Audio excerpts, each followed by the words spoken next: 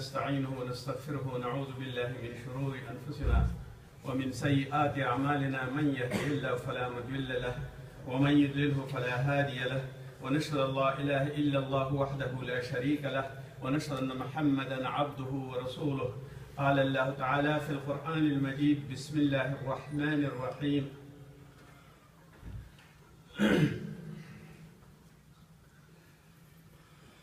هو الذي أنزل من السماء ماء لكم منه شراب ومنه شجرة فيه تسيمون، ينبت لكم به الزرع والزيتون والنخيل والأعناب ومن كل الثمرات إن في ذلك لآيات لقوم يتفكرون. وأيضا قال الله تعالى في القرآن المجيد في سورة عبس وتولى: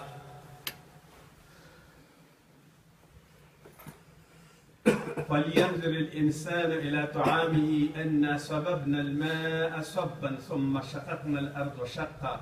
فأنبتنا فيها حبا وعنبا وقضبا وزيتونا ونخلا وحدائق غلبا وفاكهة وأبا متاعا لكم ولأنعامكم.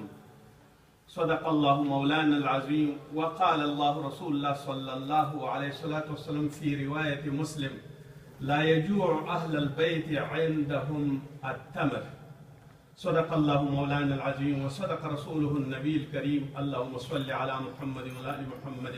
كما صليت على إبراهيم وعلى آل إبراهيم إنك حميد مجيد. اللهم بارك على محمد وعلى آل محمد كما باركت على إبراهيم وعلى آل إبراهيم إنك حميد مجيد. أما بعد، اللهم أنزله المقعد المقرب عندك يوم القيامة. اللهم صل على سيدنا محمد وعلى آل سيدنا محمد. أعوذ بالله السميع العليم من الشيطان الرجيم من همزه ونفخه ونفسه.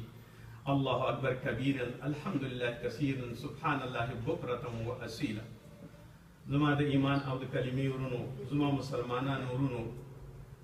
او زما هغه ورونو چې الله تعالی مو د دې نصیب وکړه چې ولس په قیامت باندې د آن حضرت صلی الله علیه وسلم شفاعت مو موږ د ټولو خدای نصیب کړ، او د الله نه شکرګزار یو چې د یوې جمعې نه تر بلې جمعې پورې ژوندي وساتلو، او بې د دې همت او طاقت راکړه چې خپل کور کې راوبللو، او په دې محترمه مېلمستیا کې برخه واخیسته، او لږ ساعت دپاره چې د خدای په یاد کې وو. الله تعالی دې قبول او منظور کړي، او د دې برکتونه دې زموږ او ستاسو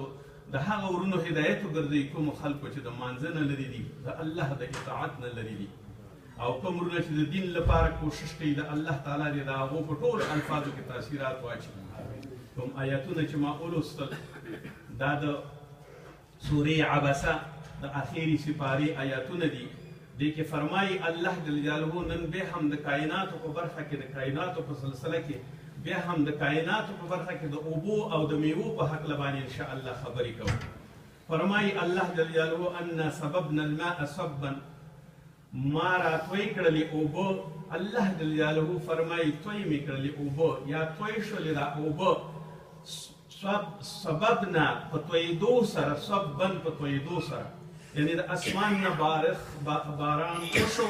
او په باران کېدو سره یعنی اوبه راتوی شوې د اسمان نه. ثم شققنا الارض شقا، او بیا دغه ځمکه چې وه څیرې شوله، په څیرېدو سره یعنی داسې شوه چې قابل د زراعت شوه، څیرې شوه، خط شوه، قلبه شوه، او په بل اړخ باندې واوښتله، او د وسع او د طاقت مطابق دغه ځمکه کې یو څه خواري وشوله. فانبتنا فیها حبا، بیا الله جل جلاله فرمایي چې بیا هغه څه چې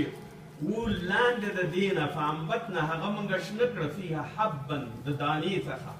دانه ټولو غلجاتو باندې استعمال دی، اسم جنس دی، په ټول چې شی چې دانه لري هغې ته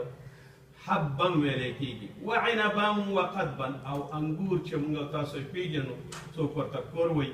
وقضبا، او قضبا کې ځینې علما دا وایي چې د مڼې ذکر شوی 28 آیات د سورې عبسې په مڼې او په سیب باندې دلالت کوي،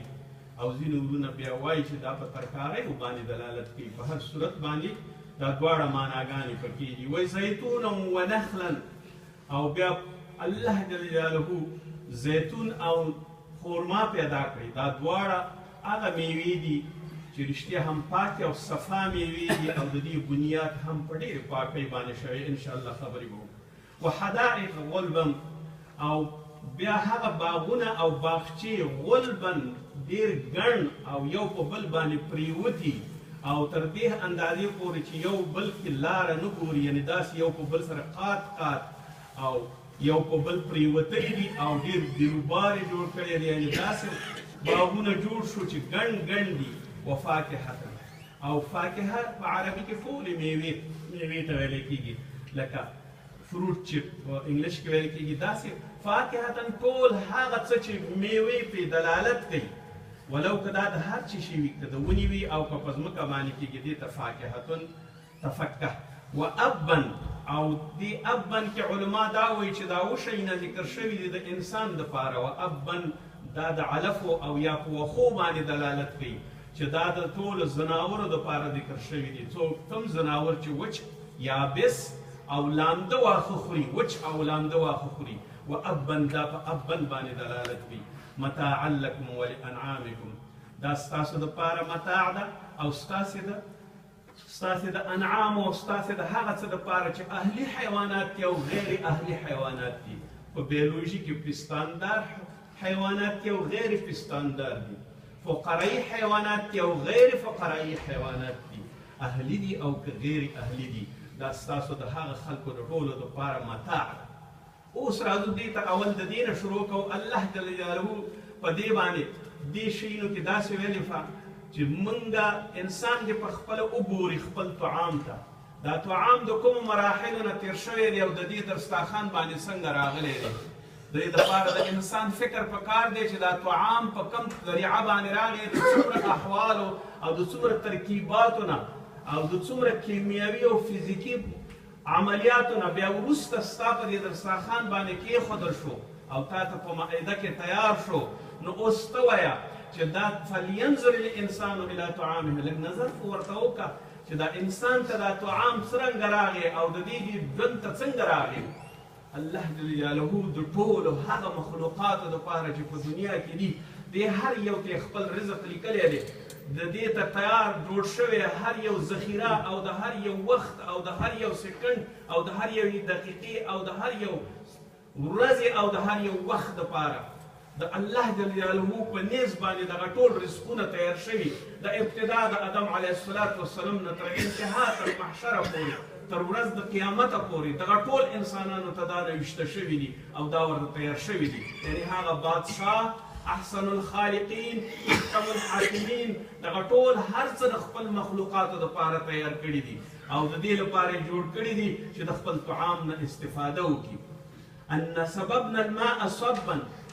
داسې اوبه راتوی کړي دي د اسمان نه صبا په تویولو سره د باران په لحاظ باندې. او بیا الله جل جلاله په دې بل آیات د الانعام کې هم فرمایي او په صورت د مؤمنون کې هم د اوبو ذکر کوي. الله جل جلاله فرمایي وانزل من السماء ماء بقدر فاسكناه في الارض وانا على ذهاب به لقادرون. اولین سوال د هغه چا دپاره چې خدای نه مني، دغه ډېر زیات مهم سوال دی. اولین سوال الله جل جلاله په دغه آیات شریف کې دغه ټولو هغه خلکو ته چې خدای نه مني او الله په اله باندې نه قبلوي، په ربوبیت باندې نه قبلوي، په رازقیت باندې نه قبلوي، په معبودیت باندې نه قبلوي، په خلاقیت باندې نه قبلوي، همدغه د اوبو دغه جواب ورته ډېر زیات دی. وایي ما اوبه نازل کړي دي د اسمان نه په هغه قدر باندې فاسکناه، بیا مې ذخیره کړي او جوړې کړي دي فی الارض په ځمکه کې. وانا علی ذهاب به لقادرون، او موږ د دې په تلو باندې قادر یو. د دې سوال دا دی، اوبه د دوو مادو نه پیدا شوي دي، اکسیجن او هایدروجن. فکر کوئ چې الله سره دغه هایدروجن او اکسیجن په دومره باندې د کمه شو، په دومره اندازه چې د ځمکې مخ هم درې برخې د اوبو ونیسي، په چینو کې هم اوبه وي، په کاریزونو کې هم اوبه وي، د غرونو په سرونو کې هم اوبه وي، په هوا کې د باران ګلۍ او واورې هم اوبه وي. دغه اکسیجن او هایدروجن په کوم ترکیب منځته راغی؟ ایا کوم کیمیادان دا کار وکړو؟ کوم فزیکدان دا کار وکړو؟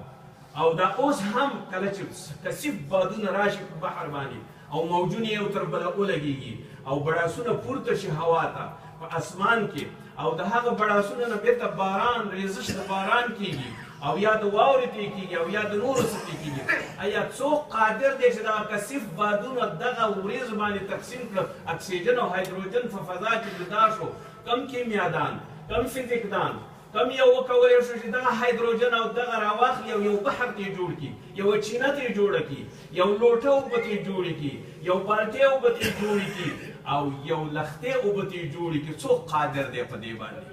آیا دا اکسیجن موجود دی هایدروجن موجود دی ولې په دې نه قادر او کیمیا او فزیک موجود دی او H2O حرارت ورکوه ورته H2O4 راځي لاسته دغه لاسته ولې نه راوړئ په دې باندې ځکه چې موږ ته په لابراتوارونو کې اوبه لاسته راوړئ خو یو بحر د دې اکسیجن نه جوړ کړئ که نه د دې هایدروجن نه جوړ کړئ که نه فلهذا دا الله جل جلاله دا ما په داسې قدر باندې جوړې کړي د ابتدا د ورځې نه چې ما پیدا کول ټول هر څه په اوبو کې او د هغې ورځې نه چې اوبه جوړې شوې او بیا د هغې نه وروسته ادم علیه الصلاة وسلام راغی دې ته ما په داسې قدر باندې دا اوبه جوړې کړي دي همدغه اوبه دي اوړي را اوړي کله په قطب جنوب کې راځي کله په قطب شمال کې راځي کله د بحر نیل په نامه باندې راځي او کله د شمالي منجمد بحر او کله د جنوبي منجمد بحر باندې راځي کله د بحر هند په نامه باندې او کله د بحیرې روم په نامه باندې او کله د خلیج فارس په نامه باندې او کله د بحر هند په نامه باندې او کله د یو بحر او کله بل بحر په نامه باندې راځي همدغه اوبه دي اوړي را اوړي په دنیا کې هوا ته جګېږي بادونه یې جګوي بیرته ریزش د باران پرې کېږي په ټول فصلونه درته کوي نو الله جل جلاله وایي زه په دې باندې قادر یم د ابتدا نه مې درته جوړې کړې دا اوبه تر اوسه پورې نه چا وویل چې یو څاڅکی کم شو نه یو چا وویل چې یو څاڅکی زیات شو نه کله ناکله انسان بغاوت وکړي نو د بغاوت په هکله باندې الله جل جلاله خپل هغه څه استعمالوي چې هغه اوبه دي لکه بغاوت د نوح علیه السلام قوم چې کړی هغې ته همدغه اوبه بلا شوې همدغه بغاوت په حالت کې کوم یو قوم چې باغي وي او کوم یو قوم چې همدغې بحرونو نه ورته طوفانونه جوړوي دا هم راځي تاسو وګورئ وروڼو په کوهیانو کې اوبه څه کمه شوې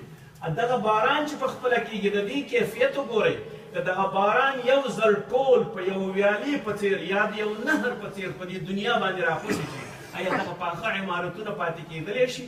آیا دغه پاخه سړکونه پاتې کېدلی شي آیا دا غرونه او ځنګلونه پاتې کېدلی شي نه هېڅ وخت نشي پاتې کېدلی هغې ته یې حکم وکړه چې څاڅکی څاڅکی په ورېدلو سره آهسته آهسته ورشه او انسان مه زخمي کوه حیوان مه زخمي کوه ځمکه مه زخمي کوه میوه مه زخمي کوه ګل مه تویوه بلکې د هغې دپاره شفا او دارو وګرځېږه او ورته کوز شه په دې ارام باندې دغه ټول کولی شو الله جل جلاله چې یو ځلې یوه ویاله راخوشي کړې وي او دا ټول خلک یو ځل د دې باران لاندې کړی وي چې ټولو توبې اوښتلی وي خو الله جل جلاله دا د څاڅکو په لحاظ ځکه هغه کومه کتله د وریځې چې موجوده ده هغه کوم یو چې موجود دی او هغه راځي او ګوري تاسو وګورئ که همدغه یوې وریځې ته حکم وکړي همدغه یو غر د وریځې راولوېږي په دې ځمکه باندې د اوبو ډک آیا انسان به څنګه ژوند کولی شي خو دې ته وایي ګرځئ راګرځئ او یو یو څاڅکی زما د مخلوقاتو دپاره زما د کائناتو دپاره توی کوي چې دو ما ډېر په ناز ناز باندې ساتلي دي فلهذا تاسو ورته تکلیف مه پېښوئ ورته دومره وکړئ الله جل جلاله په حدیث شریف کې راځي وایي فرمایي وایي که چېرته تاسو زما اطاعت وکړئ زه به په تاسې باندې د شپې بارانونه کوم او د ورځې به در باندې نور راخېږم یعنې دا دواړه نعمتونه دي اوس الله جل جلاله دغه اوبه په کوم مقدار او په اندازه باندې قدرناه هم دا قدر چې په ځمکې په مخ د ځمکې لاندې هم په غرونو کې هم په چینو کې هم په کاریزونو کې هم په کانالونو کې او هم په دې باندې قدرناه چې تا دپاره په اندازه د قدر راولېږلې ما بلې جمعه کې یو حدیث شریف یو عنان وریځې او اوریا وریځې رسول الله صلی الله علیه وسلم وایي دا څه دي صحابه ورته الله ورسوله اعلم وایي دا عنان او اریان وریځې دي چې دا د کافرو او د هغه ملت دپاره همیش دپاره مسلطې دي او د هغې دپاره بارانونه کوي چې هغه ما نه مني زما نه تمرد کوي ګمراهان دي ولې چې ورځ په قیامت بیا د دې دعوه ونه کړي چې په ما دې باران نه وکړی نو دغه عنان وریځې عنان هغې اوښې ته ویلی کېږي چې ګرده ګرځي د څرخ نه او اوبه راوباسي د ځمکې نه نو دا عنان وریځې راشي رویا او په دې ټول خلکو باندې بارانونه اوري او دا عموما په مشرق قومونو باندې دا ټول راځي نو اوس د دې لپاره چې الله جل جلاله دغه هر څه پیدا کړه دغه اوبه یې په قدر باندې کړي او د دې سره یې جوړې کړلې نو الله جل جلاله بیا وایي چې ما دا ځمکه شق کړه دا ځمکه یې څنګه پیدا کړه؟ نه یې کاڼی پیدا کړ او نه یې داسې نرمه پیدا کړه چې ته پکې ډوب شي او خټه وي، داسې په یو مقدار باندې برابره کړه ته په خپله ورشه. دغه یوه وړه دانه دا کوم یو تخم چې اوچتېږي د ځمکې نه، که ته ورته ګوته وروړې د دې تخم ماتېږي. آیا ځمکې کې دې توانایي څنګه کړه چې دا ځمکه یې اوچوله او اوچت راووته؟ لږ ځان سره فکر کول، فلینظر الانسان، انسان دې په دې باندې فکر وکړي چې دا ځمکه څنګه شق شوه، څنګه ووتله، دغه بوټي ته لکه څنګه چې ما ورته مواد پکار دي، کوم یو کیمیاوي موادونه چې پکار دي همدغه د نبات دپاره هم پکار دي. او ما یو وخت مخکې په یو وعظ کې ویلي چې 2 لکه نه زیات نوعه د نباتاتو پیدا په ځمکه کې موجود دي، او دې 2 لکو نوعو ته الله جل جلاله خپل مواد د همدغې سپېرې ځمکې نه رسوي. او د دې نه بیا وروسته ما وتاخرو لکه هر ادنا د اعلی خوراک وي. ځمکه ادنا د نظر د نبات پورې، ځمکه ټول مواد نبات خوري، نبات اعلی دی د ځمکې پورې، نو هغې وخواړه. بیا انسان او حیوان اعلی دی د دې نبات پورې، همدغه نبات انسان وخوړ د سبو په شکل یا د میوې په شکل یا په یو بل شکل، او حیوانات وخوړ د وښو په شکل باندې. بیا همدغه حیوان چې دی بیا ادنا دی نظر انسان پورې، بیا همدغه حیوان نه خلک شودم خوري، خلک پیم تیسکي، خلک استفادې ترې کوي، نور رنګارنګ استفادې ترې کوي، او بیا حلالي او غوښه یې هم خوري. بیا دغه انسان بیرته ورته الله تعالی ویلي ته ادنای اوس چې په ارذل د عمر کې اوس ادنای د دې ټولو شیونو نه ځمکه اوس اعلی شوې ده، بیرته یې مړ کړي او بیرته یې ور ورسوي ځمکې ته. هر ادنا د اعلی خوراک دی. نو الله جل جلاله دغه ځمکه داسې شق کړه او داسې پیدا کړه، فانبتنا فیها حبا، ټولې دانې پیدا کړې، اوربشي شو، غنم شو، لوبیا شو، کوم یو دال شو، مسور شو، کوم شی چې غواړي هغه ټول فانبتنا فیها حبا وعنبا او انګور پیدا کړي. بهترین شی انګور دي، څومره ډېر زیات ګلوکوز لري، څومره ډېر نور مواد لري. زموږ ستاسو دلته نور بحث نه دی، صرف انګور هغه مزهدار شی دی او هغه شی دی چې انسان دپاره همیش دپاره فایده لري. او دی څنګه جوړ کړه درته دغه معروشات و غیر معروشات په آیات شریف کې وایي داسې بوټي مې پیدا کړه چې معروشات دي، څانګې لري، زیلی لري، ځینې اوچتېږي په څپرو باندې، ځینې اوچتېږي په لرګو او په قوبو باندې، په څپرو باندې لکه انګور.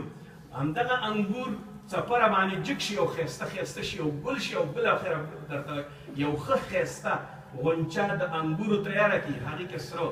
سپین، هغې کې 200 قسمه انګور ته خوري، هغه ټول درته عنبا پیدا وقضبا او بې مڼې درته پیدا کړي او ترکارۍ درته پیدا کړي. حساب وکړه څومره ترکاري خوري، څومره قسمونه د مڼو خوري، وزیتونا او زیتون درته پیدا کړي، ونخلا او بیا درته نخل یا کجوري پیدا کړي، یا درته خرما پیدا کړي.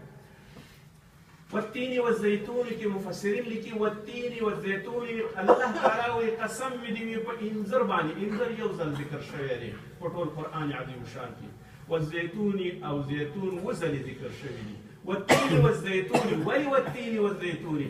وایي دا ځکه پې قسم الله خوړلی دی په کوم ځای کې وایي چې د دمشق په مذهب مسجد باندې مې د قسم وي. خدای ته مسجد د هر تسلط نه خلاص کړي. په دمشق باندې مې د قسم وي، په سوریه مې د قسم وي، او یا دا چې په بیت اللحم او په فلسطین باندې مې د قسم وي. ولې وایي دا غرونه ځکه د فلسطین سره کوم غرونه چې دي دې کې تین او زیتون ډېر زیات کېږي، انځر، او ځکه الله تعالی توجه ته دي دا دواړه باندې قسم خوړلې الله جل جلاله، دا دواړه میوې والتین والزیتون، تین او زیتون باندې قسم، او ونخلا او بیا نخل خورما. رسول صلی الله علیه وسلم یو ورځ خپل صحابه ته وایي خورما ورته ښه وایي تکرم العمته، احترام د خپلې عمې وکوئ. وایي یا رسول الله صلی الله علیه وسلم ما العمه، زموږ عمه څه شی دی؟ ورته خورما وښوده، وایي دا ونه ستاسو عمه ده، دا ستاسو ترور ده. ورته یا رسول الله صلی الله علیه وسلم بما په څه باندې زموږ دا ترور کېدلی شي؟ وایي کله چې د ادم علیه السلام خټه زیاته شوه د خپل وجود نه، الله جل جلاله په خپلو لاسونو باندې د هغې ونه جوړه کړه، د هغې خټې نه، او هغې نه الله تعالی خورما پیدا کړه، او د هغې نه الله تعالی کجوره پیدا کړه. نو دا هغه مقدسې والتین مقدسه میوه یو ځل ذکر شوی، والزیتون بهترینه میوه. موسی کریم الله چې په کوم ځای کې وحی تور سینا کې یا کوه تور کې ورته باندې راتلی، په هغې کې قرآن عظیم شوی شجرة دا هغه ونه ده چې په طور سینا کې شنه شوې اولین ځل دپاره شنه شوې ده. بیا دې کې فرمایي وحدائق وغلبا، بیا دومره مې باغونه درته قسمونه قسمونه میوې پیدا کړه شمار یې نشي کولی. وفاکهة او کوم نوم چې هېر شوی دی هغه په فاکهه کې راغی څومره چې دي. وابا او ستاسو د هغه مالونو او د ستاسو د ټولو هغه څه دپاره چارپایانو دپاره چې هغه ستاسو ساتلي دي د هغې ته هم زه روزي ورکوم او ستاسو پرې سورېږئ، تاسو یې د وړیو د کوچغنو نه ګټه اخلئ، تاسو یې د پوستکو نه ګټه اخلئ، تاسو یې د غوښو نه ګټه اخلئ، تاسو یې د پیو او د شودو نه ګټه اخلئ. خو زه د هغې دپاره هم وابا ما ورته پیدا کړي دي، ما ورته خوراک پیدا کړی. متاعا لکم ولانعامکم، دا هغه څه دي. متاع څه ته وایي؟ یو شی چې قیمتي شی وي متاع شي، یو شی چې فایده رسي هغې ته متاع ویلی کېږي، یو شی چې ته پې افتخار کې هغې ته متاع ویلی کېږي، یو شی چې ستا ژوند باندې پکې ضرورت وي هغې ته متاع ویلی کېږي. فلهذا متاعا لکم، ستا خوراک هغه متاع ده، ستا مصرف هغه متاع ده، ستا ټول هغه شیان چې تا ته الله تعالی درکړي او ستا ژوند یې پرې برابر کړي دا ستا لپاره متاع دی. متاع دنیا ته هم ویلی شوې ده، خو دا چې سړی درسته استعماله کړي. متاع د هر شي هغه قیمتي او بیش قیمته شي او همیش شي او فراوان شي هغې ته متاع ویلی کېږي. متاعا لکم ولانعامکم، ستاسو د فایدې دپاره او ستاسو د فایدې دپاره او ستاسو د هغه ځناورو او غیر اهلي او اهلي حیواناتو دپاره ما دا جوړ کړي دي. معروشات او غیر معروشات کې خبره ځینې په څپرو باندې جګ شي او اوچت شي د هغې دپاره هر څه برابر شي نو هغه پاس راځي. ځینې بیا غیر معروشات په خپل استقامت باندې ولاړ وي، نیغ ولاړ وي او دا د نیغ ودرېدو دا معنا لري چې هر بوټی نیغ ودرېږي. بیا په دې نیغ ودرېدو کې علی سوقه په خپل تنه باندې ولاړ وي. او ځینې بیا داسې وي چې میوهدارې شي، اوچتې شي، روانې شي، بیا څانګې څانګې شي. بیا دې کې متشابها و غیر متشابه، متشابه او غیر متشابه وي، خوند کې، رنګ کې، په نورو شیانو کې. امام صاحب شافعي ته چا پوښتنه وکړه وایي الله څنګه پیژني؟ هغه ورته ویل الله په یو پاڼه د ونه باندې پیژنم. وایي څنګه یې پیژنې په پاڼه د ونه باندې؟ وایي دغه پاڼه چې ده چې چیلۍ وخوري، ګډې وخوري، پچې ترې جوړې شي، او همدغه پاڼه چې کرمې پیلا یا د چینجې د ریخمې وخوري هغې نه ریخم جوړ شي، او همدغه پاڼه چې اوسۍ وخوري مشک و عنبر ترې جوړ شي، او همدغه پاڼه چې عسل د زنبور وخوري یعنې د شاتو مچۍ وخوري عسل ترې جوړ شي. نو خدای په دې باندې پیژنم.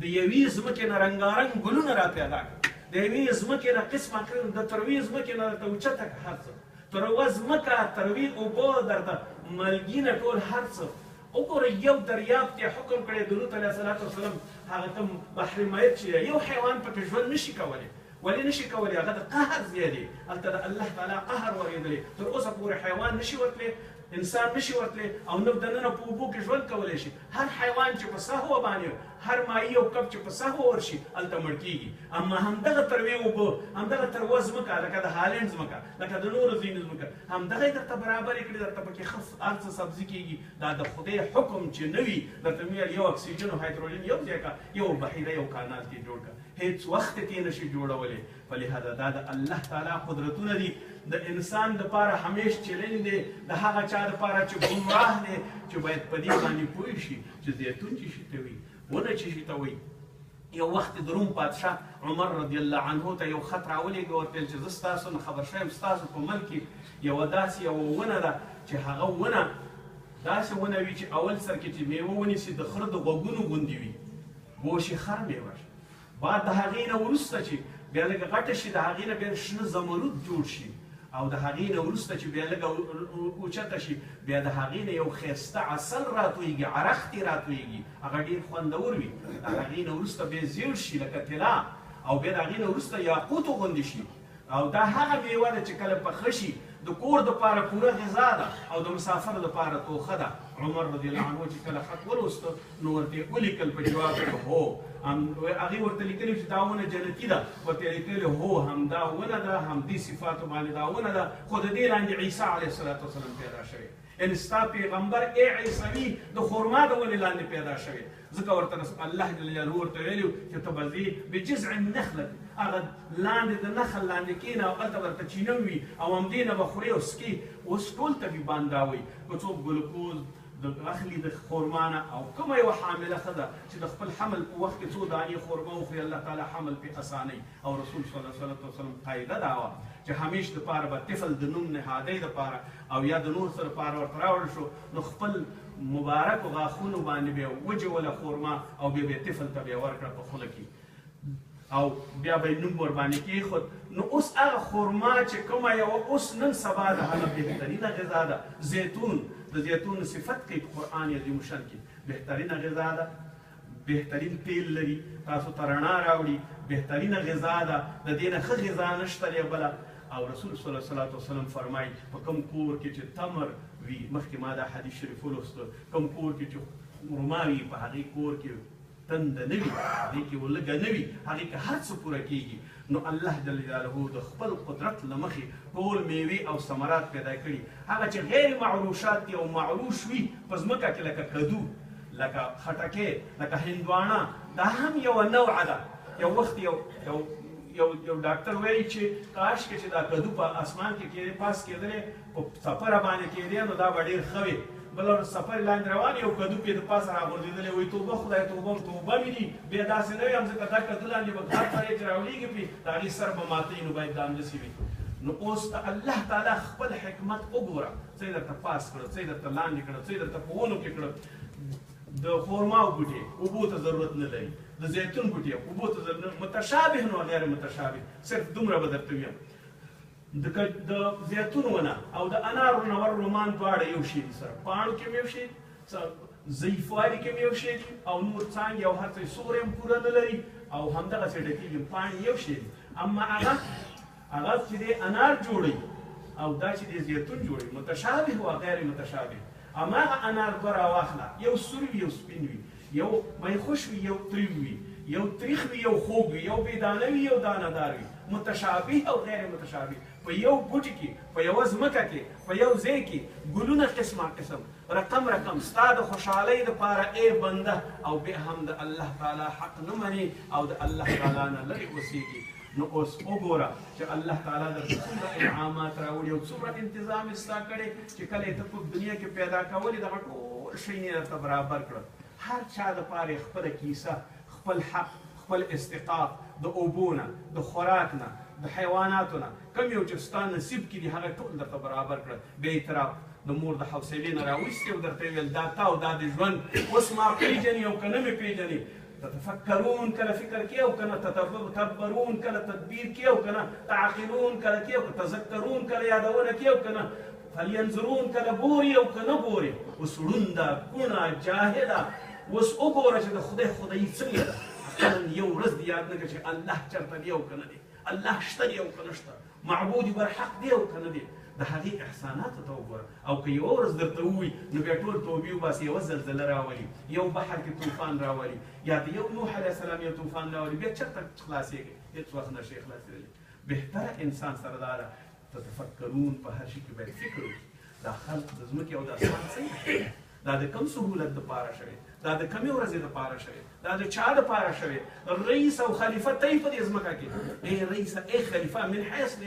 یو خلیفه دې څه وکړه په دې ځمکه کې د خدای عبادت دې وکړه نه خدای هم نه تسلیمې دومره اوچت شو او د هغه په نعمتونو او سبا به ځې کور ته او دغه هر څه به درنه ځي نو بیا به هېڅ شی موجود نه وي په آخر کې دعا کوو ربنا آتنا فی الدنیا حسنه وفي الآخرة حسنه وقنا عذاب النار